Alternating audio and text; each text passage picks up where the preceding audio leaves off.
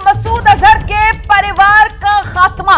मसूद अजहर का भाई रऊफ असगर गंभीर रूप से घायल है, जानकारी मिल रही है। हमले में रऊफ का बेटा हुजैफा मारा गया है, ये जानकारी मिल रही है। मसूद अजहर के परिवार के 14 लोगों का खात्मा हुआ है। मसूद अजहर के परिवार के 14 लोगों की मौत, ये बड़ी खबर आ रही है। सीधा आपको लेकर चलेंगे अपने सहयोगी शिवांग के पास। शिवांग, देखिए, इस वक्त जो जानकारी मिल रही है कि 14 लोगों की, जैश ए मोहम्मद के सरगना मसूद अजहर के परिवार के 14 लोगों की मौत हो चुकी है। इसमें उसके ही आतंकी भाई रऊफ असगर का बेटा शामिल है, उसकी पत्नी शामिल है और उसके अलावा उसके परिवार के कई सदस्य ऐसे हैं जो जिनकी इस पूरी एयर स्ट्राइक में मौत हुई है। कुल मिला के 14 अभी तक आंकड़ा बताया जा रहा है। और जो जानकारी मिल रही है कि आज 4 बजे पाकिस्तान में इनका नमाज जनाजा होगा।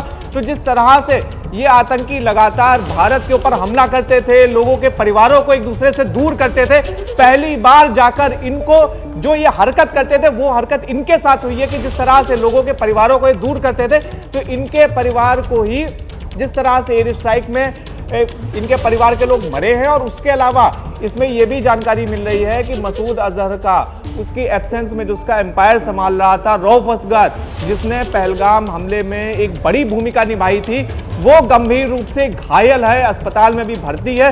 उसको लेकर कुछ कंफर्मेशन नहीं आया है, लेकिन जो हम लोग के सोर्सेज हैं वो लगातार ये बता रहे हैं कि रऊफ असगर गंभीर रूप से घायल है और जिंदगी मौत से जूझ रहा है। तो देखिए, इस वक्त की ये स्थिति है कि मसूद अजहर के परिवार के 14 लोगों की अब तक मौत हो चुकी है। और जो जानकारी मिल रही है कि कुल मिला के 5 लोग ऐसे हैं जो अभी भी अस्पताल में भर्ती हैं और गंभीर रूप से घायल है एयर स्ट्राइक में। जी रोमाना जी, ये बड़ी खबर आ रही है। मसूद अजहर जैश ए मोहम्मद का सरगना और मसूद अजहर के परिवार के 14 लोगों की मौत।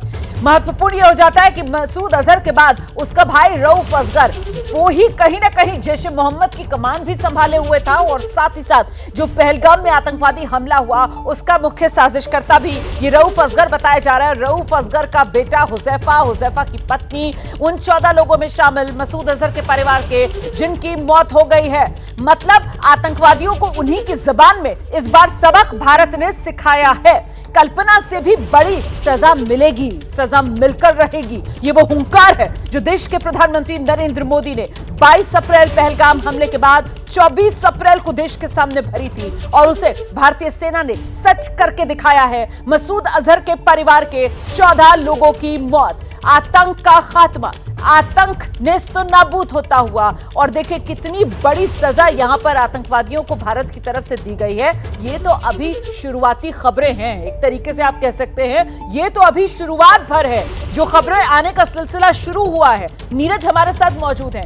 नीरज, ये 9 टारगेटेड हमले जो भारत की तरफ से आतंक पर किए गए, उसने आतंकवादियों की कमर तोड़कर रख दी। और आतंकवादी जिस तरीके से आम लोगों की जिंदगी तहस नहस करते थे, शायद ये पहली बार होगा जब आतंकवादियों को उन्हीं की जुबान में भारत ने जवाब दिया। नीरज, बिल्कुल मिट्टी में मिलाकर रखा है रोमाना जो आतंकी कैंप थे, जो हम लोग लगातार बता रहे थे, सुबह से बता रहे थे देर रात से कि कौन से 9 जगह पर हैं। उन 9 के टेरर कैंप्स के नाम तक दिए हैं। जो कर्नल सोफिया कुरैशी थी, उन्होंने वहां मौजूद थी जब प्रेस कॉन्फ्रेंस में उन्होंने बताया कि 9 लोकेशन 21 टारगेट जो है उन्होंने जो तबाह किए हैं, जिसमें भारतीय वायुसेना का शामिल रहे, रफाल फाइटर जेट्स और साथ ही प्रिसीशन स्ट्राइक यानी कि जो रॉकेट्स के जरिए, मिसाइल के जरिए जो टारगेट्स किए जाते हैं, जमीन से मार करने वाली जो मिसाइल होती है और रॉकेट्स जो है पिनाका, उन सब का इस्तेमाल किया गया इन टेरर कैंप्स को। और साथ में ये भी बताया कि कौन से टेरर कैंप में कहां पर जो भारत में आतंकी हमले हुए हैं वो कहां पर शामिल थे, कौन कौन से आतंकियों ने जो हमले किए थे, उनकी ट्रेनिंग किस किस कैंप में हुई थी।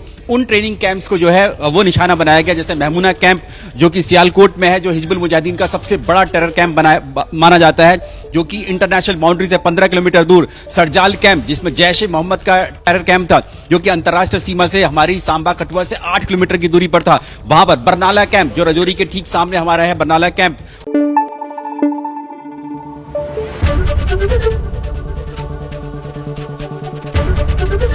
एबीपी न्यूज आपको रखे आगे।